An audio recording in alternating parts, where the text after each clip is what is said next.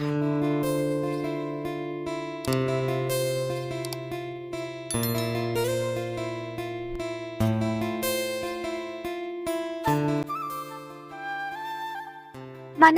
நேரே மாடிக்கு வந்தான்.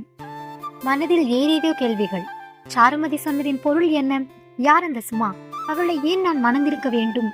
எப்படி வேறு பெண்ணுடன் இணைந்து பேச அவளுக்கு மனம் வந்தது? அவளுக்கு அவன் மேல் காதல் என்பதே இல்லையா? இந்த திருமணத்தில் அவளுக்கு விருப்பம் இல்லையா? ஏன் சாருவிடம் நேரடியாக பேசிவிடலாமா? ஒருவேளை அவள் பிடிக்கவில்லை என்று சொல்லிவிட்டால் சாருவை தவிர மனம் வேறொரு பெண்ணை எப்படி ஏற்கும்? இன்னும் பல கேள்விகள். தலையை வெடிப்பது போல் இருந்தது. அவனை சுற்றி இருட்டி நிகழ்விலும் நினைவிலும் எவ்வளவு நேரம் அப்படி அமர்ந்திருந்தான் என்று அவனுக்கு தெரியவில்லை. அவன் செல் சினுங்கியது. பேச மனமின்றி இணைப்பை தூண்டித்தான். மெதுவாக அறைக்கு வந்தான். சாரு அங்கே இல்லை. பெட்டி மட்டும் ஒன்று தயாராக இருந்தது. சட்டென்று அவனுக்கும் அவன் மனைவிக்கும் இடையே பெரிய சுவர் எழுந்தது போல் உணர்ந்தான். மும்பை செல்லும் வரை சாருவிடம் அதிகமாக பேசவில்லை. விமான நிலையத்திலிருந்து ஒரு டாக்ஸியில் சென்றனர். செல்லும் வரை சுற்றியுள்ள பகுதிகளை பற்றி சொன்னான். அங்கிருக்கும் கடைகளை பற்றி சொன்னான். சில நண்பர்களை பற்றி சொன்னான். அவள் எதுவும் பேசவில்லை. வீடு வந்துவிட்டது. அந்த பகுதியில் நிறைய வீடுகள், ஆனால் அதிக நெருக்கம் இல்லாமல் இடைவெளி விட்டு இருந்தன. இவர்கள் இருக்க போகும் வீடு ஒரு வீட்டின் மேல் தளத்தில். கீழே வீட்டின் உரிமையாளர்கள் இருந்தனர். ஆட்கள் வரும் அரவம் கேட்டு ஒரு பெண்மணி உள்ளே இருந்து வெளியே வந்து பார்த்தார். நமஸ்தே பாபி, மேரா பீவி சாரு என்று அறிமுகம் செய்து வைத்தான். அந்த பெண்மணி வெகு உற்சாகமாக வரவேற்றார். முதலில் அவர் வீட்டிற்குள் அழைத்து சென்றார். வெகுவாக ஹிந்தியில் பேசினார். சாரு எதுவும் பேசாமல் இருக்க ஆங்கிலத்தில் பேச தொடங்கினர். சிறிது நேரத்தில் விடை பெற்று கொண்டு அவர்கள் பகுதிக்கு வந்தனர். 2 கீழ் வீட்டை போலவே பெரிதாக இருந்தது. படுக்கை அறை கொண்ட வீடு. சமையல் அறையில் அடுப்பு, ஒரு மிக்சி தவிர ஒன்றுமே இல்லை என்பது போல் துடைத்து வைத்திருந்தது. அங்கே ஆளுயர கபோர்டில் சமையல் பாத்திரங்கள் இருந்தன.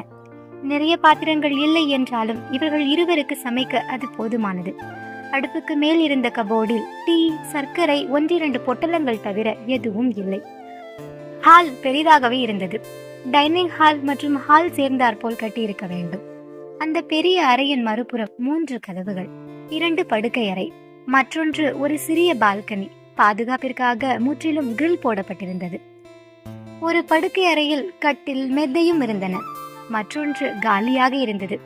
ஹாலில் ஒரு மூலையில் ஒரு ஃப்ரிட்ஜ், பால்கனி அருகே வாஷிங் மிஷின், 2 நாற்காலிகள் மற்றும் கணினியில் வேலை செய்வதற்கு ஏற்ப ஒரு மேஜை, நாற்காலி மற்றும் தரையில் ஒரு படுக்கை. வடநாட்டில் நிறைய வீடுகளில் அப்படி பார்க்கலாம். விருந்தினர் அமர அப்படி ஒரு ஏற்பாடு செய்வது வழக்கம். ஊரில் இருக்கும் மனோகரின் அறையில் இல்லாத பொருட்களே இல்லை என்று சொல்லலாம்.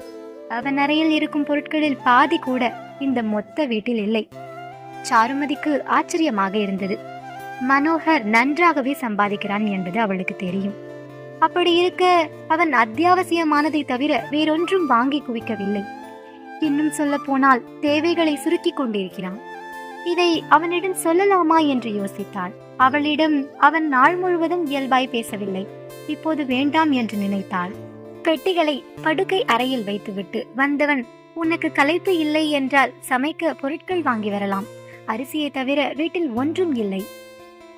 அவளிடம் இருந்து பதில் ஏதும் வரவில்லை. அவள் இருக்கும் பக்கம் திரும்பி பார்த்தான். அவள் மனோகரை பார்த்து கொண்டுதான் நின்றிருந்தாள். உன்னைத்தான் கேட்டேன். என் முகத்தில் என்ன எழுதியிருக்கிறது என்று பார்த்து கொண்டு நிற்கிறாய்? கோபம் என்று எழுதியிருக்கிறது. அவனுக்கு சிரிப்பு வந்தது. சரி, போகலாம் வா. என் மேல் என்ன கோபம்? கோபம் ஒன்றும் இல்லையே. ஏதோ யோசித்துக் கொண்டிருந்தேன். 2 நாட்களாகவே யோசனை. சற்று புருவம் சுருக்கி யோசித்தான். நேற்றிலிருந்து உங்கள் முகம் இப்படிதான் இருக்கிறது. ஒரு நிமிடம் அவளை உற்று பார்த்தான். அவள் அவன் முகமாற்றத்தை கவனிக்கிறாளா? அவனை பிடிக்கவில்லை என்றால் அவன் உணர்வுகளை பற்றி யோசிப்பாளா? மனதிற்குள் சிறு உற்சாகம் சட்டென்று. அவள் கன்னத்தில் முத்தமிட்டாள். அவள் முகம் சிவக்க தலை குனிந்தபடி, நிச்சயம் பொய் சொல்லியிருக்கிறீர்கள், நான் கண்டுபிடித்து விட்டேன் என்று இப்படி சமாளிக்கிறீர்கள். அவனுக்கு மீண்டும் சிரிப்பு வந்தது. என் பாடு கொஞ்சம் திண்டாட்டம்தான். மனைவி புத்திசாலியாக இருக்கிறாளே. ஒரு 2 சக்கர வாகனம் அவனுக்கென்று வைத்திருந்தான். இருவரும் அதில் சென்று பொருட்களை வாங்கி வந்தனர். சாரு 2 வாரத்திற்கான பொருட்கள் என்று கணக்கிட்டு எடுத்து வந்தாள். மறுநாளே மனோகர் அலுவலகத்தில் சேர வேண்டும் என்று அவனுக்கு அக்கம் பக்கம் பற்றி சொன்னான். சுற்றிலும் நிறைய வீடுகள் இருப்பதால் இங்கே ஒன்றும் பயம் இல்லை.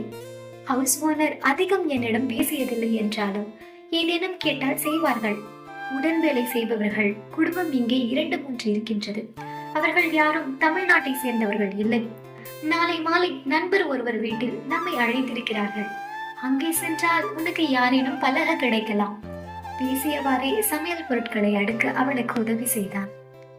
பொருட்கள் எல்லாம் பெரும்பாலும் அப்படியே பொட்டலங்களாக வைத்தான். அதற்கான டப்பாக்கள் என்று எதுவும் இல்லை. ஏற்கனவே உடைத்திருந்த பொட்டலங்கள் ரப்பர் பேண்ட் போட்டு கட்டப்பட்டிருந்தது. நான் பெரிதாக சமைப்பதில்லை. காலை உணவும் மதிய உணவும் கம்பெனியில் தான்.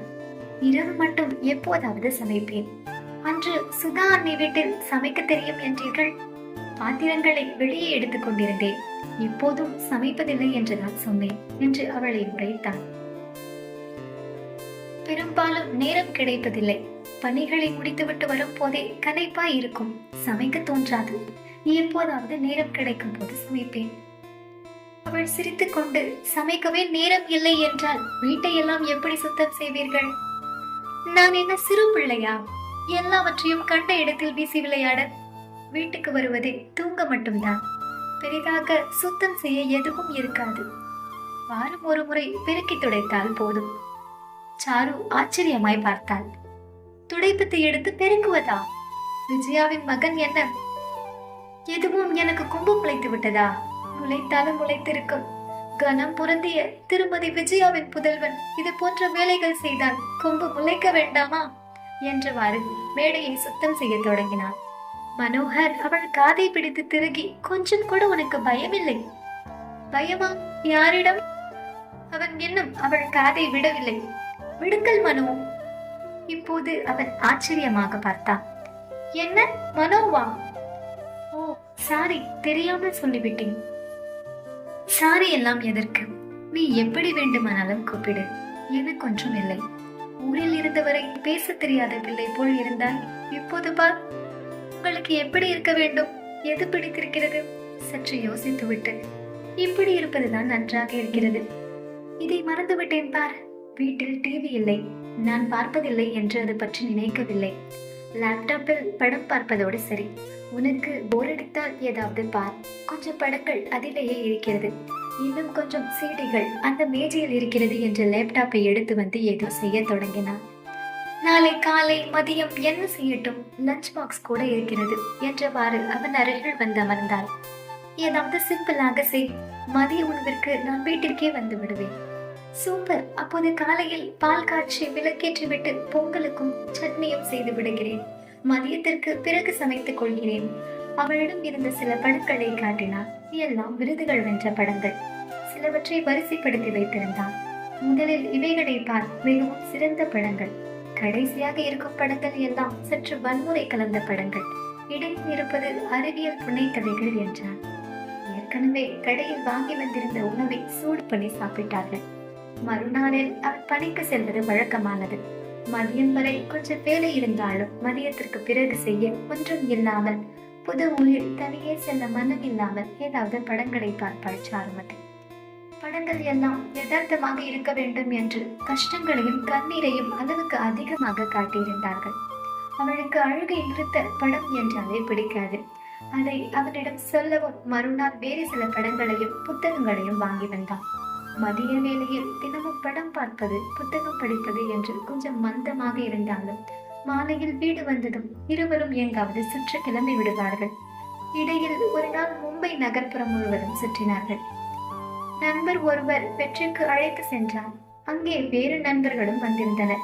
முதல் முறை என்பதால் எல்லோரிடமும் சகஜமாக பழக இயலவில்லை. எல்லோரும் ஹிந்தியில் தான் பேசினார்கள். அதுவும் இவளுக்காக அவ்வப்போது ஆங்கிலத்தில் பேசினார்கள். ஏனோ அவர்களிடம் ஒரு ஒட்டுதல் இல்லை சாருமதிக்கு. எப்படியும் சீக்கிரம் ஊருக்கு சென்று விடுவோம் என்ற தோற்றலும் அவர்களிடம் நட்பு பாராட்ட தூண்டவில்லை. நாட்கள் சுகமாகவே நகர்ந்தது. விஜயா சொல்லியிருந்த 10 நாள் நெருங்கிவிட்டது. இனி ஊருக்கு திரும்ப வேண்டுமே என்று சாருமதிக்கு கவலையாக இருந்தது. அவனிடம் டிக்கெட் பற்றி கேட்டாள். டிக்கெட் புக் செய்தீர்களா? டிக்கெட்டா? எதற்கு? ஊருக்கு செல்ல வேண்டுமே. அலுவலகத்திலிருந்து கொண்டு வந்த படங்களை பார்த்து கொண்டிருந்தவன் அவளை ஏறிட்டான். இதுக்கப்புறம் என்ன ஆச்சு? விஜயா போன் பண்ணி அவளை அனுப்பி வைன்னு கேட்டாங்களா, இல்ல இவனே டிக்கெட் புக் பண்ணி சரி போனான்னு சொல்லிட்டானா, இல்ல இங்கேயே இருந்தாளா அப்படிங்கறத அடுத்த எபிசோட்ல பார்க்கலாம். அதுவரை உங்களிடமிருந்து விடைபெறுவது உங்கள் நிஷா. நன்றி, வணக்கம். At 99 only. Link in description.